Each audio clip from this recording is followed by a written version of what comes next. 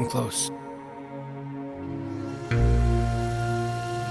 Run your fingers over the stones of this ancient city, these temples of worship and places of business, and picture them falling into desolation, just drifting sand and standing walls and vacant buildings.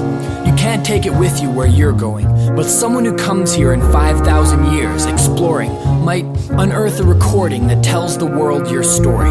Some confabulation of words stored in a subterranean purgatory could well emerge to tell those who still dwell on earth that you were born and that your works were worth reporting.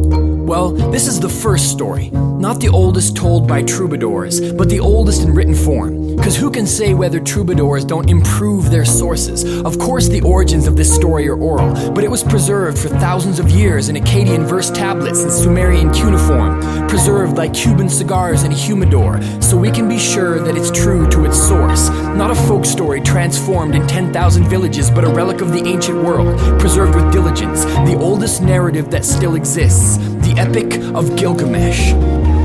When the gods created Gilgamesh, they gave him a perfect body, like Arnie when his films were still impressive, like Conan the Barbarian, physical brilliance, like sculpted steel as flesh.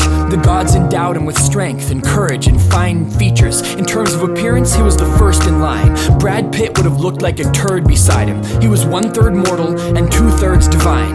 And as an aside, I guess the Sumerians, when this poem was written, were not aware of chromosome division or Mendelian genetics. No organism that reproduces sexually is 2/3 of anything. Maybe they calculated paternity as a percentage of the number of men that the mother had been with before she got pregnant, which is the case with certain indigenous South American Indians, increasing the incentive for the men to collaborate on parental investment. But when the gods are involved, those calculations are irrelevant, because they're practically omnipotent, and Gilgamesh was a mortal man with 2/3 god genes. In the Sumerian catalog of kings, he's listed as the 5th ruler of Uruk, after the flood came and washed away all things. So our story begins with Gilgamesh in charge of the peace, and the people of Uruk not pleased.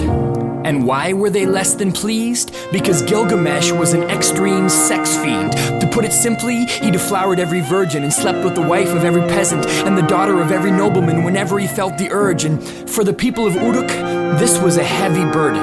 In fact, the original version only says that the men found it a heavy burden, which begs the question, was the consent of these women earned, or did he just take it? My inclination is to stay with the basics. Nowhere is he referred to as Gilgamesh the rapist, which means he had game and the men were jealous haters. But don't these questions always plague men of status? Was he Bill Clinton-esque or Tiger Woods with the waitress, or was he Roman Polanski or Mike Tyson dangerous? I can't possibly say from these ancient pages, but I'd prefer to work with a sympathetic protagonist. So in my version, he gets the benefit of the doubt.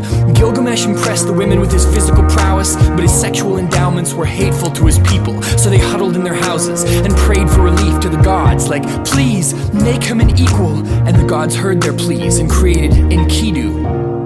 Enkidu was a wild man, Tarzan of the highlands. His body was covered in hair and fine mats. He knew nothing of civilization or finance, a feral child. He ran with the ibex and ate nothing but plants. Plus, he was massive. He had this habit of releasing animals from traps and snares whenever they got captured, and eventually one of the trappers ran back to the city to ask Gilgamesh for some answers. He said, there is this massive hairy man who keeps smashing the traps that we set in mountain pastures. He's either half animal or he's an animal rights activist, but either way I'm at my wit's end. Any suggestions? And Gilgamesh said, here's what you do. You go to Ishtar's temple and you get a prostitute.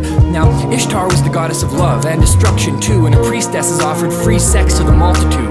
Maybe religion is something even Christopher Hitchens could have gotten into if that's what it offered you. So Gilgamesh said, yeah, you get this temple hoe, this child of pleasure, and you get her to go with you down to the watering hole, and you get her to take off her clothes. And this wild man, well, he won't be wild no more. Forgive the ebonic inflections, but I just always wanted to use the word hoe in an epic. Anyway, it happened exactly as Gilgamesh predicted. Enkidu came down to the lake to take a drink, and he saw this beautiful, soft, naked being, this succulent, supple lady, and she embraced him and swing. For 6 days and 7 nights, they lay by the lakeside insatiably shagging, and it was his first time. But after, when he tried to go back to his animal friends, they just looked at him and fled. Innocence lost. Enkidu's intimate frolics with the temple harlot had cost him his connection with nature. Never again would his animal friends accept him as one of them. And from that day forward, he was civilized. The prostitute fed him bread and wine and said, "Enkidu, you are wise. Why sleep in the wild when there's shelter nearby?" And she took his hand, and she led him like a child to the shepherd's tent, and bade him step inside, and she clothed and bathed him. And he stayed with the shepherds for a stretch of time and protected them from lions. Enkidu stayed with the shepherds for a while, but soon word arrived from the city that there was a wedding and Gilgamesh was claiming his birthright, the privilege of first night. That is, the right to be the first to fertilize the bride on her wedding night, just like the English did to the Scottish before 1305 when William Wallace kicked their asses, which served them right. Well, the Sumerian groom was also quite perturbed by this incursion into his personal life, and when Enkidu heard about this, he turned white with anger and traveled to Uruk, determined to fight. The bridal bed was made, a virgin lay within it, a trembling, nervous babe, as Gilgamesh approached the house, determined to get laid. But Enkidu stepped in front of him and blocked his way.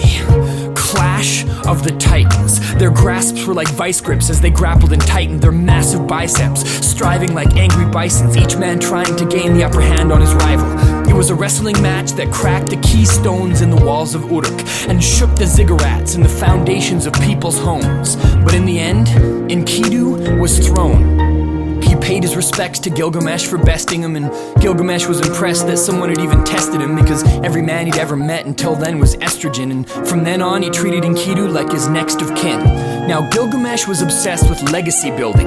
He wanted his name to be etched on bricks and listed where the names of famous men are written, so they embarked on a campaign of adventurism. They traveled to the Lebanese hills, to the cedar forest, where they cut down trees and defeated the evil demon guardian, the protector of those sweet resources. Now, everyone tried to warn them off this quest. They said, "Don't go, the demon's jaws are death." When he says, "Hum baba, hum baba, hum baba," it's like he has napalm for breath. But no one could convince them to stop, because Gilgamesh believed that he was on a mission from God. And when they reached the demon, his defenses were weak. They overpowered him easily, and he fell to his knees, pleading like a refugee, like a fugitive in a spider hole, begging for his life. But they were icy cold. They executed him with 3 precise blows and turned their eyes towards home. Other adventures awaited. Ishtar tried to seduce Gilgamesh by offering herself to him naked, but he rejected her, and she flew into a jealous rage full of indignation. Determined to take vengeance, she released the bull of heaven, a personified drought, which they defeated with a sword strike, somehow. But Gilgamesh was really swelling with pride now, so the gods said, "Time to take this guy down." They took the side route. They knew that Enkidu was his Achilles heel, because he was the key to his feelings. So the gods decreed that Enkidu would soon cease to exist, and he fell into a deep sickness and had a feverish dream vision of life after death, in which he was a feathered wretch sitting in pitch darkness, staring ahead at an endless stretch of time.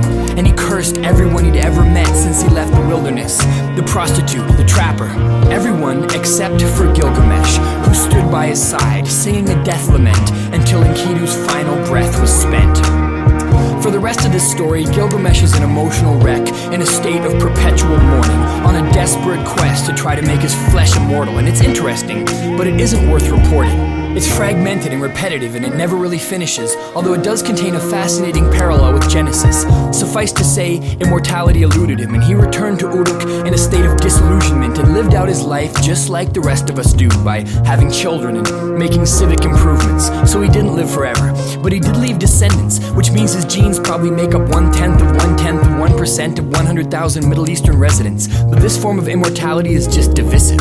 And he left us his story, the Epic of Gilgamesh, which he chiseled into the walls of his city while building it. And it tells us that this human obsession with living forever in the face of certain death is something we've always wrestled with, which tells us something about what it is to be human. If immortality exists, then I guess you're listening to it. I guess you're listening to it. I guess you're listening to it.